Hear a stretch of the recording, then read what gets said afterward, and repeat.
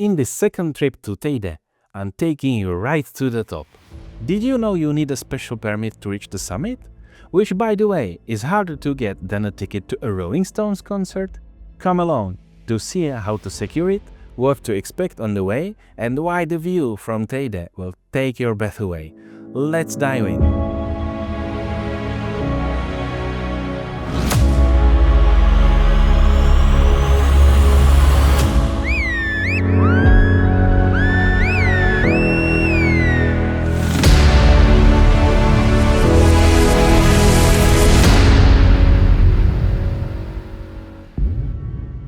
There are several ways to reach Teide's summit, but I'll warn you, none of them are free. You'll pay either with money or your legs. The most common option is the cable car. It's fast, comfortable, and whisks you from 2,356 meters to the La Rambleta upper station, about 200 meters below the summit, in just under 8 minutes. But heads up, the cable car often shuts down due to weather. A bit of wind, fog or whatever, and it's out of service. It's happened to me more than once, so I recommend checking the official website in the morning to see if it's running. If you love hiking, you can go up on foot.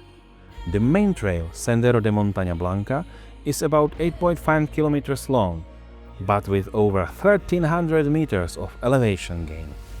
It's not technically tough, but it's definitely physically demanding, especially at that altitude. If you don't have a cable car ticket or aren't up for a long hike, you can try one of the shorter trails around the caldera. They're beautiful, less strenuous, and queue-free. Whether you take the cable car or hike, the journey up is worth it. Just watch the weather. Teide doesn't exactly follow tourists' plans. Getting to the upper station via cable car doesn't mean you can just stroll to the summit. For the final 200 meters on the official trail number 10 called Telesforo Bravo to the crater, you need a permit, and that's a little of a challenge. The permit is issued by the National Park Authority and is free, but only a limited number are available each day, and they're often booked months in advance. So if you're planning to climb, sort it out early, at least a month ahead. Better more than one.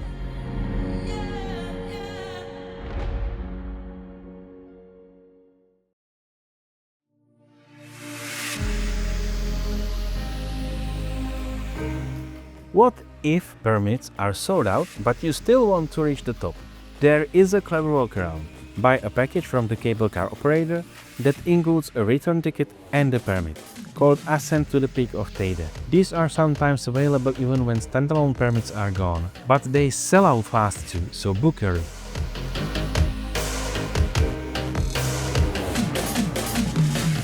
Another great option is a cable car ride to the upper station with a guided sunset walk, although it's not going to the top, called Teide Cable Car at Sunset. I highly recommend it. All cable car tickets are available at volcanoteide.com.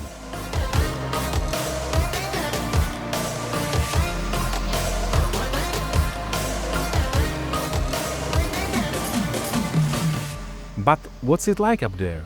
When you first step out of the car at the upper station, you might feel like you forget your oxygen at home. And you kind of did. At 3,555 meters, there's about a third less oxygen than at the sea level. So if you feel sluggish, get a headache or feel dizzy, don't worry, that's just normal. But don't take it lightly. Altitude sickness is no joke. My experience, move slowly and steadily to avoid getting out of breath. Trust me, you don't want to feel winded up there. And watch out, near the summit, volcano gassing especially serve a dark side escape. It's an active volcano after all. They smell bad and can irritate your airways.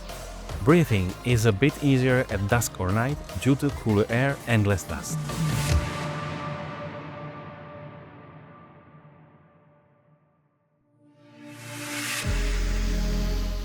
Then there's the sun. Even if it's 18 degrees with a light breeze, the UV radiation hits hard. Not just because of the altitude, but also the clear air and reflective rock. In clear summer weather, the UV index can reach 10 to 12. For comparison, a summer day in Central Europe is around 6 to 8. Therefore, I strongly recommend a high-quality sunscreen. At least SPF 30, battery at 50, not some low SPF from a trip to a local lake. Sunglasses are practically a must. Without them, I wouldn't stay up there more than half an hour. The wind up there can kick up out of nowhere. You might start in a t-shirt and 10 minutes later wish you had a down jacket. So don't skimp on layers. Pack a windbreaker even if you're roasting on the beach in Puerto de la Cruz. Up here, you're in the Canaries, but don't expect beach vibes. This is high altitude terrain with its rules.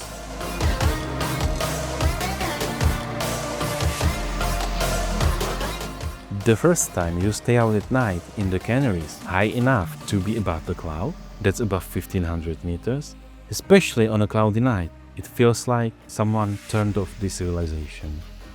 No light pollution, just silence and the sky studded with thousands of stars you didn't even know existed.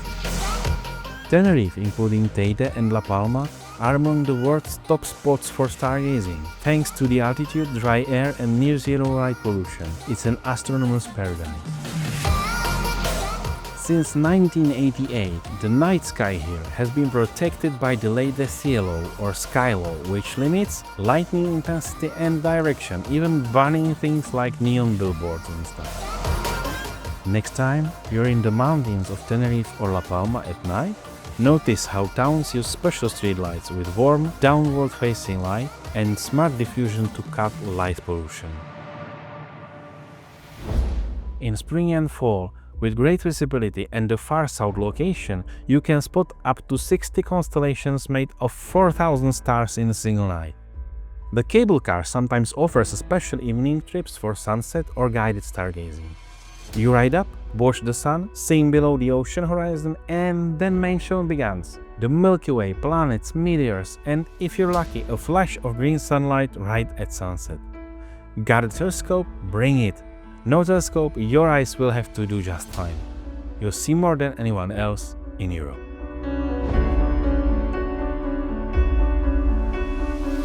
Teide isn't just a chunk of volcanic rock.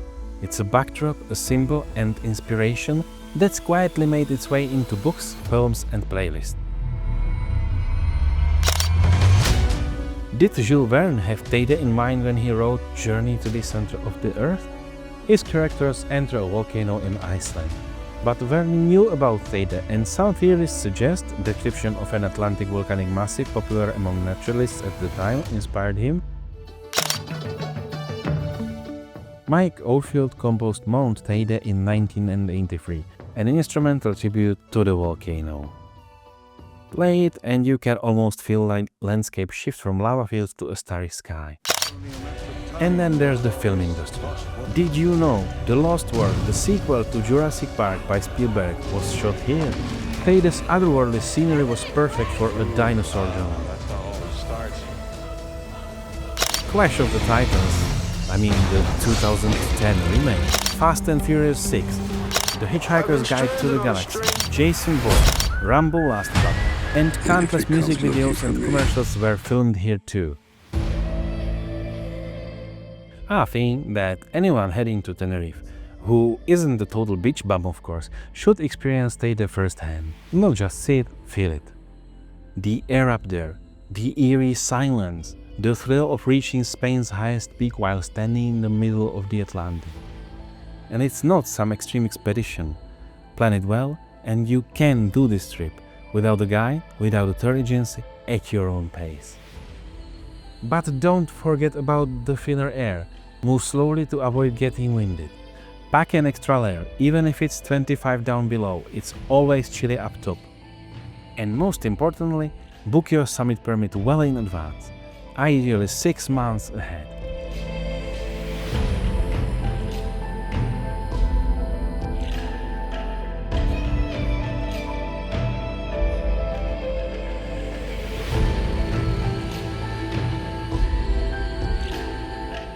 And that's all for today. I sure think you know the drill. If you enjoyed this video and want more, give me a like, subscribe and drop a comment below. Thanks for watching this far.